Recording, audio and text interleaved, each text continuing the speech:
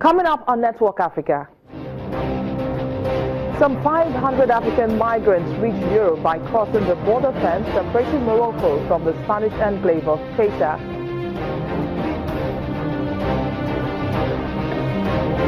And one of South Africa's industrial hubs, Enclave, begins a 2-week crime cleanup operation.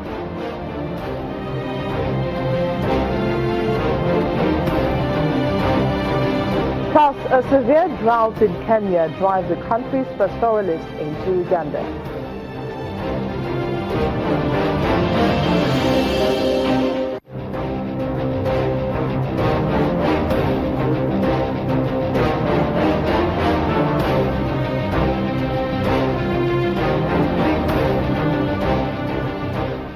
Hello and welcome to the program. I am BC Adebayo. Hundreds of migrants have stormed their way into Spain's North African territory of Ceuta from Morocco early this morning, with some injured in the process. The civil guard estimates that about 500 people could have succeeded in entering the town. They add that many of them were hurt, along with members of the security forces. Back in December, around 400 migrants were photographed storming a border fence to enter Ceuta from Morocco, the highest number to do so in a decade. The tiny Spanish enclaves of Ceuta and Melilla sit on the northern shores of Morocco's Mediterranean coast.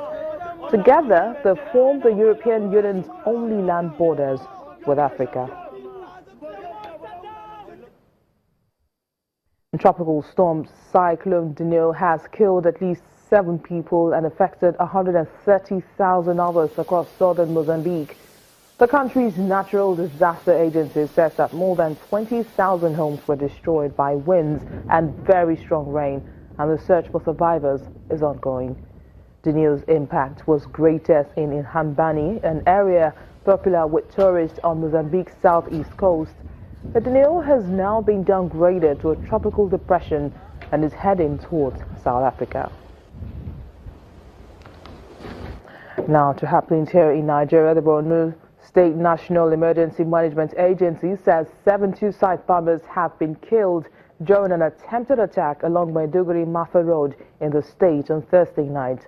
According to NEMA, some of the suicide bombers found their way to a place where people gathered with their trucks loaded with goods for onward movement to Mafa, Dekwa and Ngala local government areas.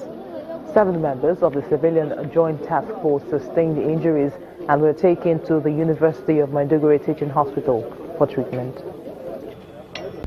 About 4 heavy suicide bombers tried to detonate, but the military repelled them, and we have no so far recorded any civilian casualties, and they have been successfully repelled the 2, and the 2 that find their way to sneak into the town, and still they died without any civilian casualties. But unfortunately, they jumped to some loaded vehicles around Muna that are preparing to go to Ngala tomorrow. And this is so far what happened. But we will thank Almighty God that we have not recorded any civilian casualty or injury. Staying on happenings in Nigeria, at least 3 people have been confirmed dead after a 60-seater luxury bus plunged into a river at Owode area of Lagos State in the early hours of today. The bus, set to be traveling from the eastern part of the country, was on its way to Lagos when the accident occurred. Several rescue agencies, including the National Emergency Management Agency and the Lagos State Emergency Management Agency, helped in rescue efforts to save some of the passengers from the river. When residents of Owode suburb in the Ikorodu area of Lagos went to bed Thursday night, they had no inkling they would wake up to a tragic start of a new day. While most residents were still in the comfort of their beds, a luxury bus, said to have been traveling from the eastern part of the country, crashed into the Owode River, killing 2 passengers and the bus conductor. Officials of the National Emergency Management Authority, the Lagos State Emergency Management Authority, as well as other first responders were on ground to carry out rescue operations as hundreds of sympathizers look on. As it is with tragedies of this nature, the cause of the accident remains unclear, but the General Manager of LASEMA, Mr. Adishino Tiamiu, gives an on-the-spot assessment. On getting to the scene here, we discovered that a luxurious bus plunged into the Owode Lady water body here, and our men commenced recovery operations immediately. The initial assessment was that the road demarcation here, the driver probably did not understand the road very well, and came to that junction suddenly, applying the brake. The first set of people that we brought out, so many of them had injuries, which they were treated here by the paramedics team. 2 people died immediately, and we recovered their bodies. We followed up with a recovery of the vehicles with the loads intact. Another body was recovered from the waterbed, reportedly that of the motorboat. So in total, provisionally, we have 3 dead bodies. Ukbo Richard, who boarded the bus from Benin, however, has another version of how the accident happened. I boarded the bus from Benin. On our way coming, there was traffic in Shagamu. We have to turn back and follow the Ikorodu road. So unfortunately, when we were getting, the driver was on high speed. So accidentally, he shoot out of the one way and hit the pavement. Then the next, I started seeing the car somersaulting like 4 times. Then next thing, we found ourselves inside the dish of the canal. The driver of the ill-fated bus is inconsolable, even as the LASEMA managing director sounds a note of warning. We want to appeal to drivers. The standard rule in driving is where you don't know, a route that you have never driven through, you cut down your speed. And this is inside of Lagos, not on the highway. Even though it's an express road, it's inside of Lagos. We expect drivers to observe the standard speed limit, so that even when anything like this happens, you'll be able to control the vehicle.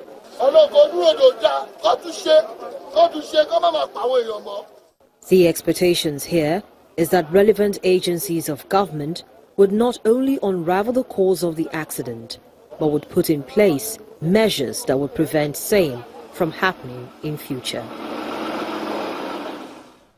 Away from Nigeria now, one of South Africa's industrial hubs, Ekurhuleni, has joined efforts to clean various parts of the country of crime and illegal activities.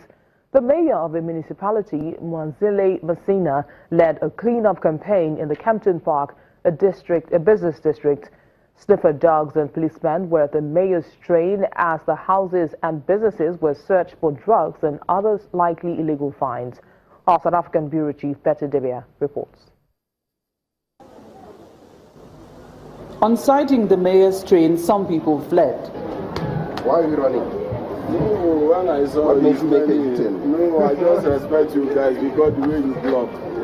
Some businesses closed up while others stayed open, and those inside duly answered questions. From Bangladesh.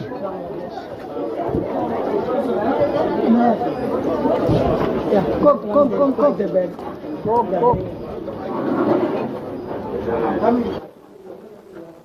Homes were searched through and through, and residents questioned as well. Yes, it's always there. I'm from Burundi. And then it's very nice you guys to come because people, they are selling drugs here, they're too much. Okay. Very, very too much. Don't bring it to the police station.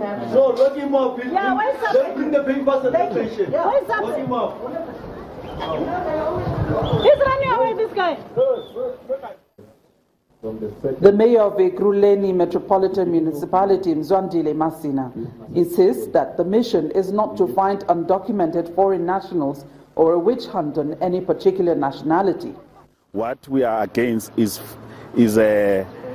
illegal activities, either by foreign nationals or by South African citizens. That is what we are against, not about people. So we don't discriminate, because we don't have a jurisdiction to do that. And we understand that many of the foreign nationals are the people of the diaspora, and we've come a long way with those African people who are here. So for us, it's about ensuring that everything is legal that is happening in our area. As the search continued, police dog Troy from the K9 unit made a lucky find: a sachet of a substance suspected to be cocaine stuffed in an abandoned safe. Elsewhere, 2 alleged drug addicts were caught with all their gear. They want to clean Captain Park, and we are in support of him. Those who does not have anything to do, they should try and get shop and do something. We must be united, and we must support our brothers in South Africa to clean up crime. The cleanup exercise called Operation Siyaquba in Ekroleni is expected to go on for the next 2 weeks. From Kempton Park near Johannesburg, Betty Dibia, Channels Television News. The United Nations peacekeeping chief Hervé Latsou says the new upsurge of violence in the Central African Republic has forced some 100,000 people to flee their homes.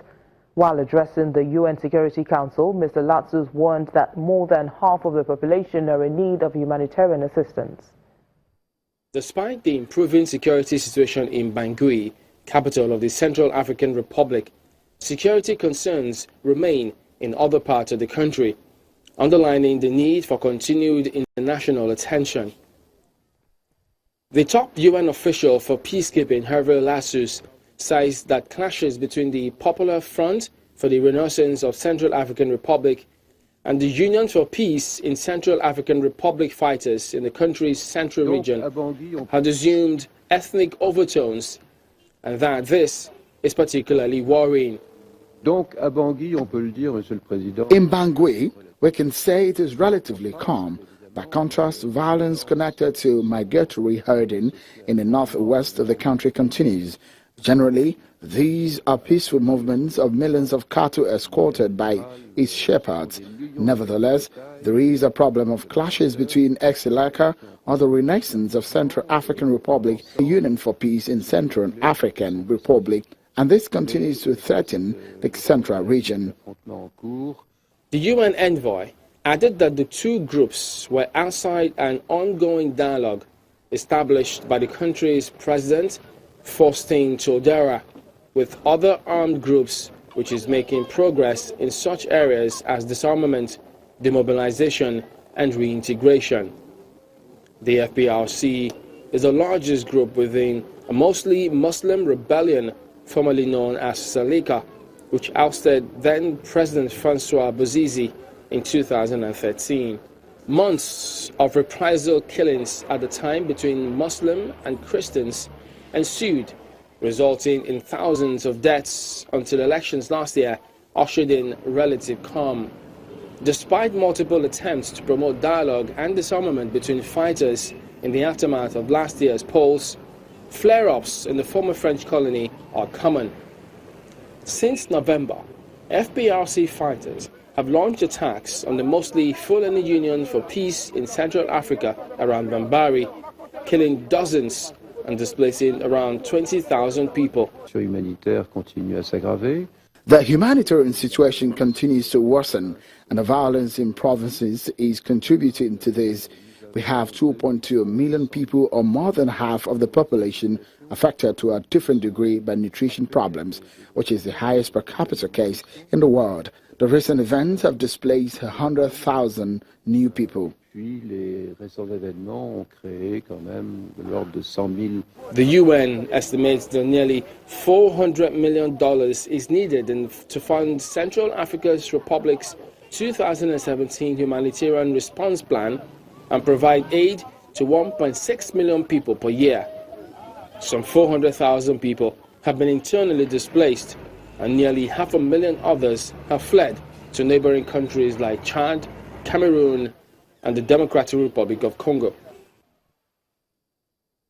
A new record has been set in Egypt, where for the first time in the country's history, a woman has been appointed as a provincial governor. Nadia Ahmed Abdou has been sworn into office in the governorate of Bahira in the Nile Delta. Reports say she's an engineer with a long record of public service, and her decision-making powers have seen her earn the nickname Iron Woman. She also spent 10 years as chief of the Alexandria Drinking Water Company and the first woman to hold this post. But still to come on the program, the Lagos State government reveals plans to set up 500 coding centers in public and private schools across the state. Please stay with us.